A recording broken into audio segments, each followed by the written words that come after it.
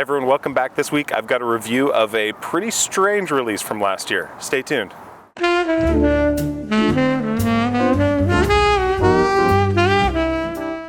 Alright, so the infamous Sadonaso from Nasomatto. I recorded a few months ago when I first picked this up. I recorded first impressions, so I'm going to cut to that video right here. This is one I've had my eye on for a long time. It's actually my first from the house, even though I've had samples of Black Afghano from Nasomatto. This is Sadonaso.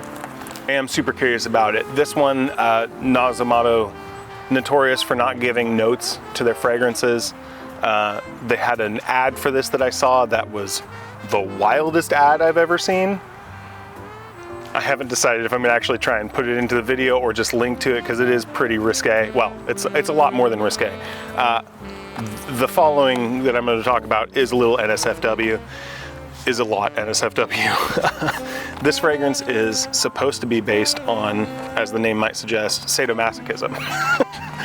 So the ad that I'm talking about takes place in it looks like a German sex club. And I say German because it's got all of like the leather whips and stuff like that. No nudity, but you know, lots of stuff going on. And oh, this is interesting. So the presentation's like this, and actually you could see where the other bottle cap would go. I actually will read what's on the back because that's the best indication of what they're trying to go for here. This bottle perfume is part of the project Nasomatto. There is no purpose in life beyond the pleasure of the senses. I have a secret desire that even I don't know about, as I am constantly discovering a new one. I think that secret represents the true future. I'll say that based on this and the scent that Eldo has, that's also based on the Marquis de Sade, which is the basis of sadism, which is half of sadomasochism. That dude was maybe the most evil person on the planet Earth in history. If you look him up, dude was viciously evil and got away with it too, which is the most messed up part of all of it. He got away with it time and time again. Till he died at like the ripe old age of like 74 after having committed just the most egregious acts. And then people use that as inspiration for a kink, I guess. I don't know. Like, I'm not gonna yuck any yums, but I do think if you take pleasure from the pain of other people, you should seek help. That being said, let's smell what what that smells like. Okay. I don't know what this is going to be. I'm guessing it's not going to be anything like what I just described. This is really, oh, this is likable. This is not, this is interesting. Okay, so I think this is doing a better job than Secretions Magnifique. Though again, I don't think that there's anything, oh. This is interesting. There are animalic elements to this. There's like, the first thing that kind of hit me was like almost like a powdered cocoa sort of a thing. Kind of that sweet, dark chocolatey thing. But beyond that, I feel like there is leather, which makes sense. And there is kind of this little,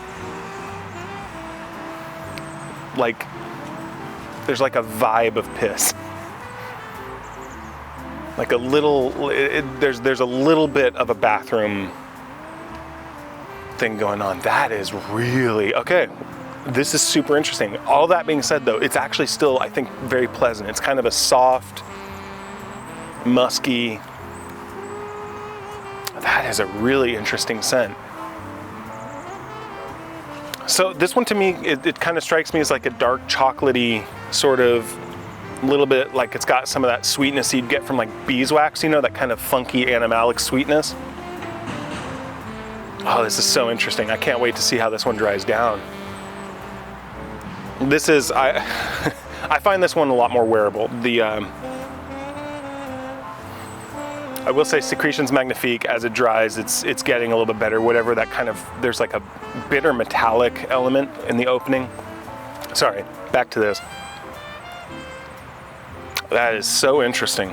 So interesting.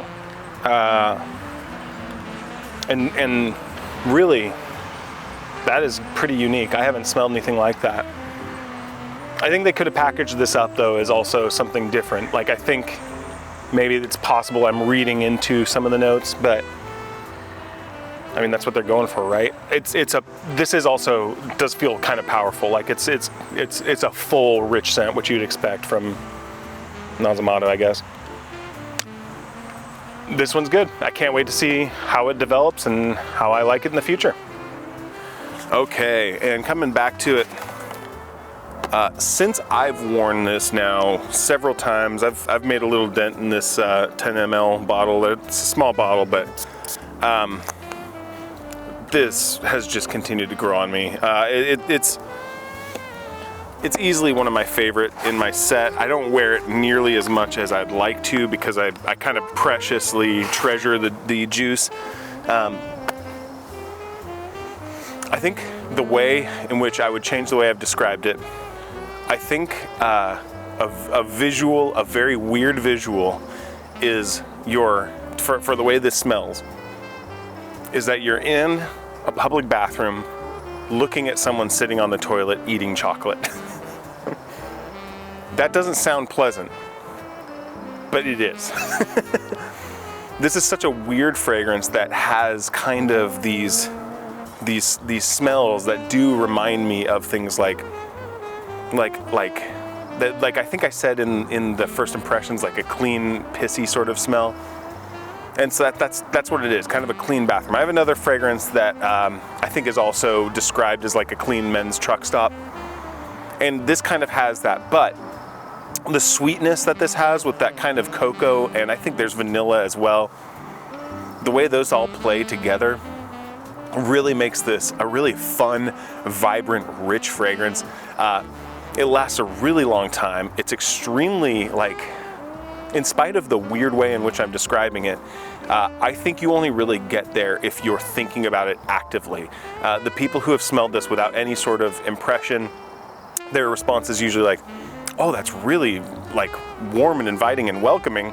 I do have some friends who who are aware of the ad and who had seen the ad and they smelled this, and their response was, oh, that smells like chocolatey butt. That was their first response. Maybe. If it does, it's this really kind of fun, edgy sort of way. So while I think the ad overhypes exactly what this fragrance is, I do think there are suggestions and elements and vibes of that ad in this fragrance to the point where it really comes through as kind of an edgy, fun fragrance.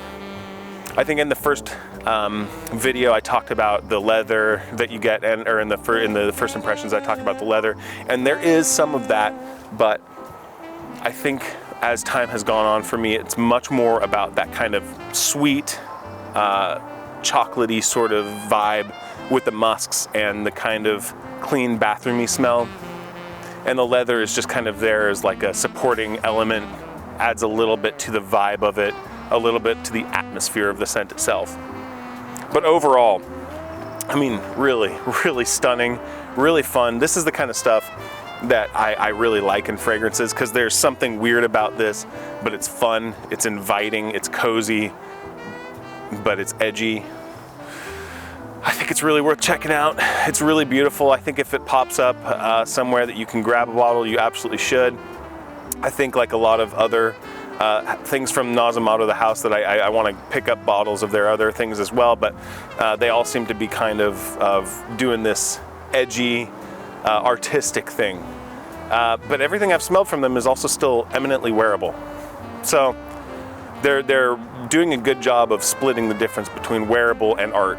And it's really beautiful stuff. So I like this a lot. I think, yeah, if you've smelled it, let me know, and I'll talk to you later. Bye.